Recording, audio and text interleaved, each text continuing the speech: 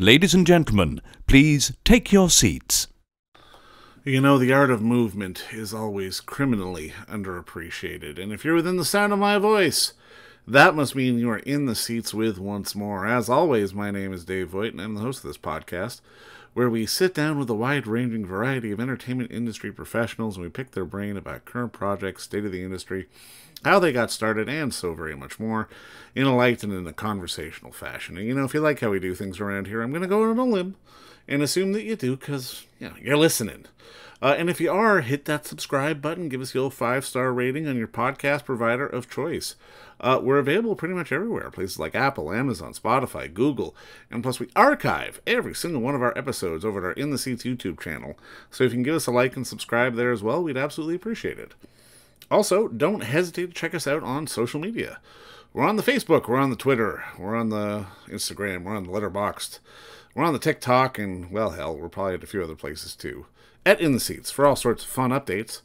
And finally, and I do dare say most importantly, please pay us a visit over at In the Seats, intheseats.ca, for all the latest and greatest from the world of film, television, basically the moving image at large. Because guess what? If we love to watch it and write about it and talk about it, we love it even more when you come by and read about it and listen about it. So do us that kindness and pay us a visit. On this episode, it's more behind-the-scenes looks with some Emmy-nominated artists and people and performers and, well, just fun stuff all around. We're diving into Schmigadoon Season 2, which, obviously, if you have not seen it, please go watch it on Apple TV Plus now, because it is absolutely fantastic. But we had the unique pleasure of sitting down with the man who did the choreography for the show, one and only Christopher Gatelli, and we asked him just about getting the job and working in TV and the differences of staging between, screen and stage, and just sort of the evolution of the job as well. And we had a fantastic talk. And he was an interesting guy, man, because honestly, I don't think boring people get nominated for Emmys. That's just my personal opinion, but I'm putting that out there. But, again, it gives us another perspective into sort of the art of choreography and what it takes to do the job and what got him there in the first place. But as I always say, if you have not seen Schmigadoon, the multiple Emmy-nominated Schmigadoon, which is on Apple TV Plus now, I just like saying Schmigadoon, please go watch it. But first, enjoy our talk with choreographer Christopher Gatelli, because between you and me, it's a darn good one. But I mean, obviously, first off, and just thank you so much for the time today. I mean, and congrats on your work on Schmigadoon. Thanks so much. Yeah, thank you. Now, I mean, I guess my first question is, I mean, this almost feels like a dumb question to ask, but it's something I've always been curious about. On a project like this, I mean, how does choreography evolve when you have to do it for the screen as opposed to the stage? Because, I mean, I can imagine you have to have sort of two different mindsets as you go into something. It actually, that's, you kind of just explained, it is two different mindsets, and I love both. I love that, I think of them like they're both in a box, right? So that on stage there's still some kind of box, and that when you're choreographing for stage, you have to really, I feel like, really be in charge of where the audience is looking, so that as you're trying to tell story in the dance, that you make sure that they're looking at that pass off of the red purse or the red rope, like you Right. have to, you're choreographing that with all of that in mind in such a big box. And then with TV and film, I love it because you can like go right in on that like purse or red rose or whatever it is, and be very specific and kind of deft about how you reveal things. And if you want something to feel a little tighter, you can make it tighter. So I love the scope of TV and film, because you can have the big box if you want it, but also you can tell story and get very detailed in a way that makes it very rich. No, I mean, I'm curious, how early on do they bring you in during the process? I'd imagine you'd have to be there kind of in the storyboard phase to sort of understand where they're going to want the movement of everything to be, and how it's going to flow. Pretty much, yeah. I mean, like, I think both seasons I got the materials about 6 months before, and in terms of like reading the scripts and where they were going, and getting the songs, and then kind of like, mull on that for a bit, and then just get in a room for like 2 or 3 weeks and put things up on its feet, try things out, and then in that time, edit together possibilities for Cinco and the director, just to see like where my head is and what I'm thinking. And then they would send notes back or go, great, we got this. And so that way everybody is like 5 steps ahead when we're shooting. So we save time. So like we're really setting up for the specific shots that kind of everyone signed off on. And that has been amazing. It's amazing to me both seasons, how much ground we covered in the small amount of time we have. But I credit that to like everyone's preparation on both seasons was just incredible. Well, I mean, I guess that dovetails into the next question. Like, how much time do you get with the actual actors and people on the stage? Because I mean, I can imagine that, there is a temptation to change or adjust when you're on set. But again, if you're flying, you're pushing through, you can't necessarily do that kind of thing. No, and that is hilarious because that is literally my when I work in theater, I will go back to a show and I will change things. I'll be like, oh, wait, I can make that better, and I'll go and fix it. Cast, they laugh at me, but but with TV and film, you can't do that. Like once it's captured, it's done. So it's really getting in there and tweaking and refining and making sure that whatever you're teaching the performers is what it is, because some come with a little more dance than others sometimes, and I don't want to rattle them in the moment. Like if we're shooting something, go, oh, let's change it to this.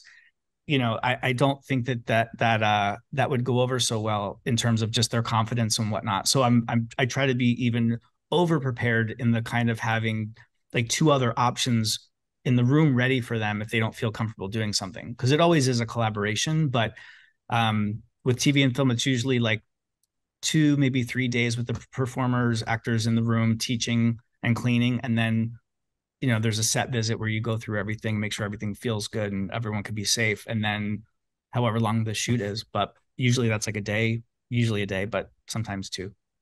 Can you block it out like a full number, or do you have to like break it up to be like, okay, these are the first 3 verses, bar, okay, camera cut, these are the next 2, bar, that kind of thing?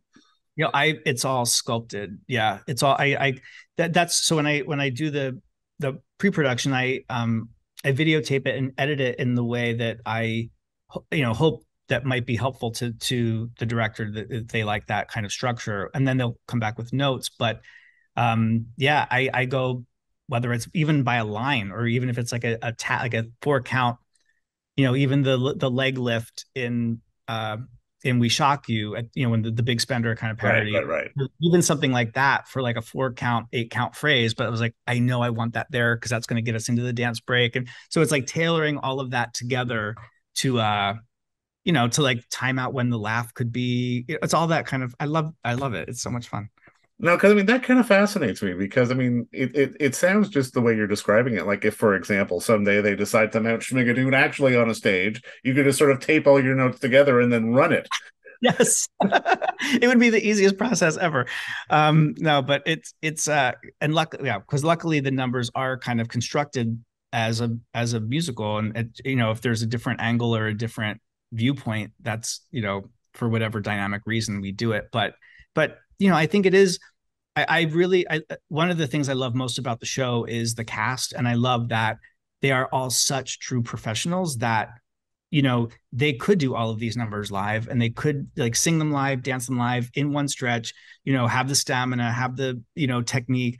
And I find that so and I just think it's so special to be able to showcase these performers in this way, because it's a very few, it's a margin of who can like really do that, or who has to be dubbed or auto corrected, pitch corrected and all that kind of stuff, or but like to know that all of these performers can do it just because they can, it's like it lets us as the kind of creators really be able to dive in and go, we can almost do anything with them. Because I was saying, like with Kristen's number from the first season, that was a 1 take 5-minute shot that she but we came up with that conceit when we knew it was her doing the role, and it was like, oh well, if Kristen's doing this, of course she'll be able to do it, and right. You just go, it's Kristen, yeah.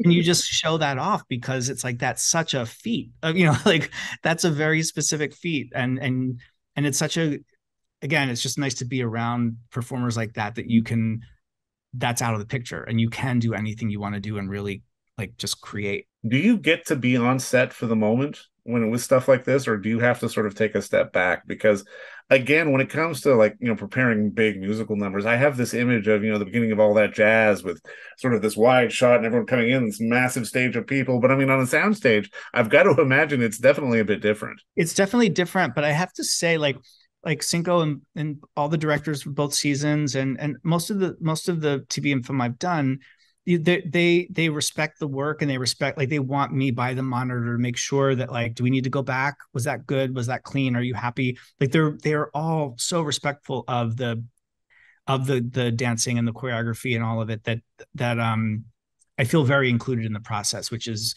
really lovely.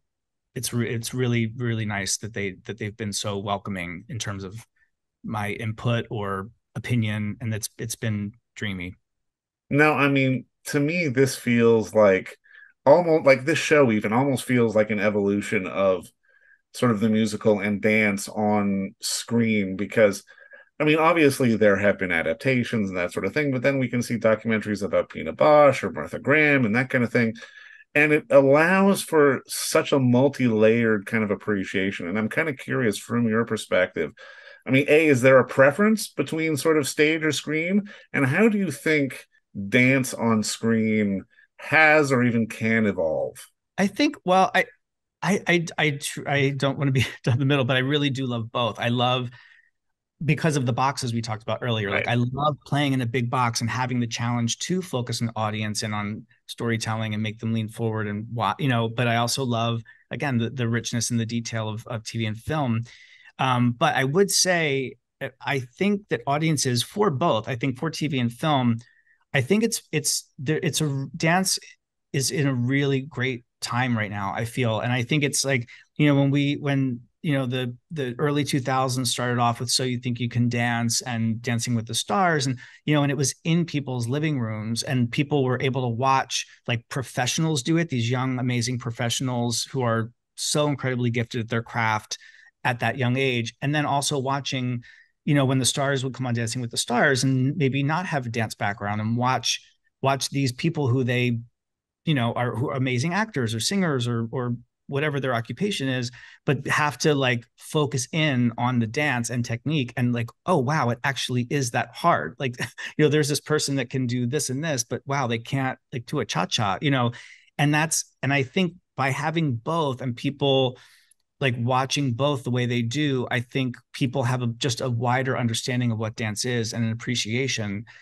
Like, for example, if I'm, especially on stage, like if I'm doing something on stage, I can put a longer dance break in now than I would have thought to a decade or two ago, because now I think people really want it and they really appreciate it, and they get into it. Whereas before it was kind of like, I don't know why are they still dancing, or maybe they wouldn't be into it as much. And I just feel that's it's a great time for that. And I think almost every series, whether it's like Ted Lasso or there's like a musical episode of every TV show now, almost, it seems like I'm seeing like see so many musical episodes. Star And it's Trek is tonight, so yeah. yeah, see, that's why, and it's like, huh? But it's like, yes, because people want it, and like it's just part of like our vernacular now in a way that is just like it's in the zeitgeist, and it's really cool, and it's a great time. I feel like it's a great time to be doing what we're doing, because it's again, because of the appreciation, people want it.